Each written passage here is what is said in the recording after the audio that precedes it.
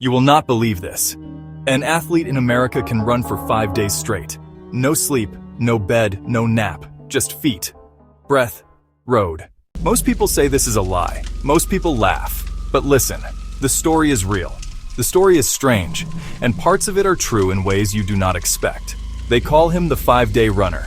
He is not a name on a jersey. He is not a face you see on television. He runs in the dark hours. He runs between the small towns you drive past and then forget about completely. There is just a man and a very simple plan. Run until the sun gives up on you. The legend starts this way. One gray morning in Nevada, at a lonely gas station off a long and empty road, a clerk hears a sound. It is a slow, even rhythm. Tap, tap, tap. He looks up from his magazine and sees a man. He wears a simple windbreaker and shorts. There is dust on his knees. There is white salt from sweat on his face. The man buys water. He buys 2 big bottles. Then he does something strange. He buys a large jar of pickles. He opens it right there. He drinks the salty juice. It keeps the cramps away, he says, his voice raspy. The clerk just smiles. The man does not smile back. He asks, "How far to Ely?" The clerk says, "Too far to walk, friend." The man just nods. Then he leaves. Hours later, a truck driver sees him again, miles down that same road, still running, still perfectly upright, like a metronome on legs. He never gives his full name. On the rare occasion he uses a credit card, he signs the receipt with a single small letter EI. If you think this sounds completely crazy, you are not alone. Doctors and scientists are very clear on this subject. The human body needs sleep to function. The brain, they say, will begin to fail without it. They tell us that after just one long night without rest, you blink too slowly, and your reaction time suffers.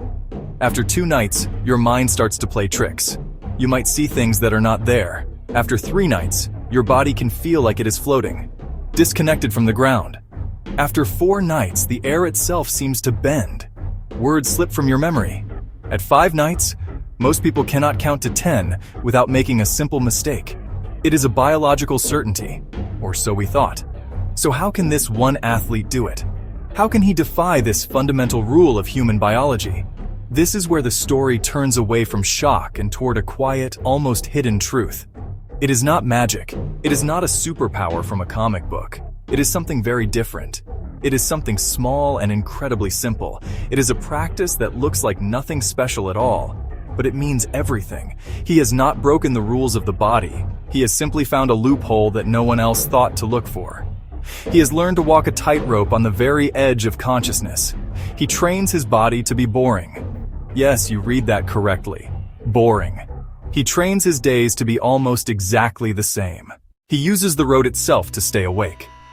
His mind is not idle. It is engaged in a series of simple, repetitive tasks. He looks for the white lines painted on the asphalt. He follows them with his eyes. He looks for the shape of the next mile marker in the distance. He counts his steps. He counts from 1 to 100. Then he counts back down to 1 again. Sometimes he hums the ABC song in a very slow, low tone. He hums the bass notes. It is like a lullaby that has been flipped upside down, designed not to soothe but to anchor. It is a simple sound that keeps him here, in the present moment on this road, out on the high plains of Wyoming, out on the high plains of Montana. The wind can feel like it talks to you. It speaks in a steady, relentless push on your back, or a sudden slap on your face. At night, when the wind finally goes quiet, the stars come out like a fine layer of frost on black glass. The man says the stars help him. They feel cold and distant. They wake up his skin.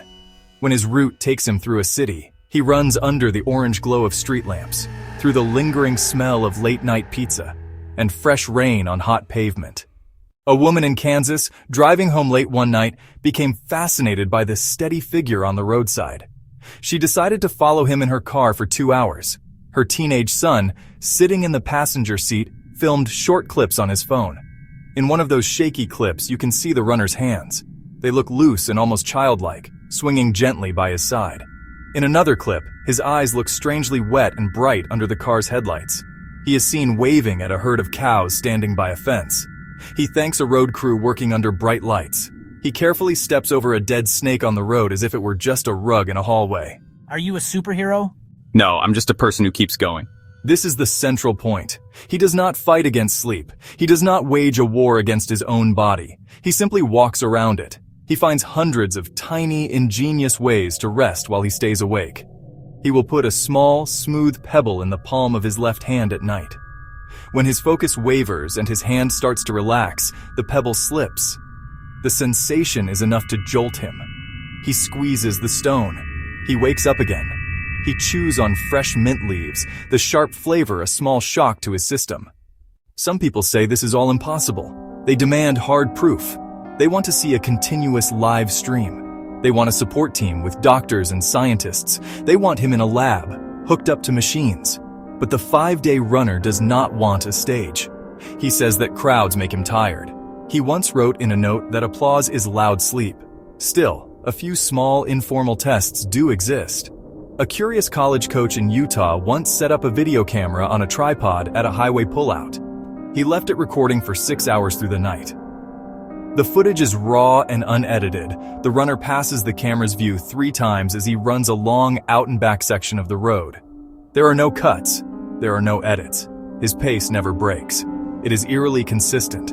Another time, a nurse who had heard the stories encountered him near a small clinic in Arizona. She met him with a blood pressure cuff. She took his pulse. It was slow and incredibly steady, like the resting heart rate of a person in a deep, peaceful sleep. There are hard moments. He calls them quicksand moments. These are the times when the body and mind truly begin to rebel. Around hour 73, deep into the 3rd night, his vision starts to bend. The straight white lines on the road ahead of him look like wiggling ropes. In that moment, he stops running.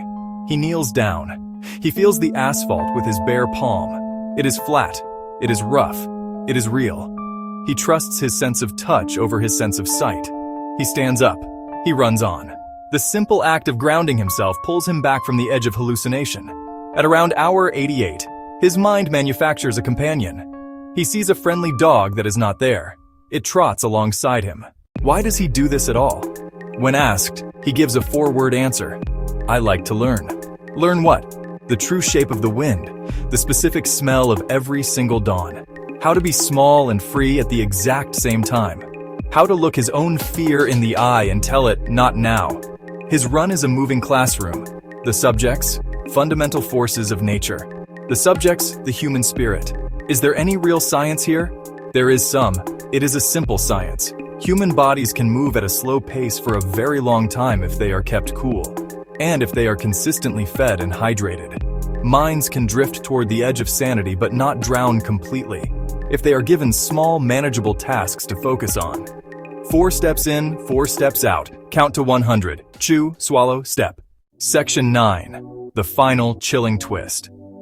And there is one more detail. It is a small detail, but it is the one that makes people gasp. It is the one that changes how you see the entire story. He never calls his journey a 5-day run. To his friends, the few that he has, he calls it 5 nights. He measures his incredible effort in nights, not in days. Nights are harder. Nights are longer. Nights are colder. The night is where most people stop. It is where fear and doubt grow strongest. So he flips the map of his experience. He makes the night his day. That is when he does his hardest work. After the 5th night is over, he stops. He stands under a simple, ordinary sign. State line marker, town limit sign, welcome to Harmony. Front door of a small diner with flickering neon. He reaches out and touches the sign with the back of his hand. It is a quiet personal gesture, like a swimmer touching the wall at the end of a long race. Then he walks inside the diner. He orders eggs. He orders toast. He orders a tall stack of pancakes. He pours the syrup slowly. He eats every bite. Then he finally sleeps. But next time you're driving across the country, look out your window. Look where the land rolls on forever and the sky is huge. Look at that thin, dusty line on the shoulder of the road. If you see a man moving at a float pace, tapping a slow drum rhythm, think of this story. Give him some room. Give him a silent wave. He might not wave back. He is busy. He is in the middle of the 15 blues before sunrise. He is counting to 100.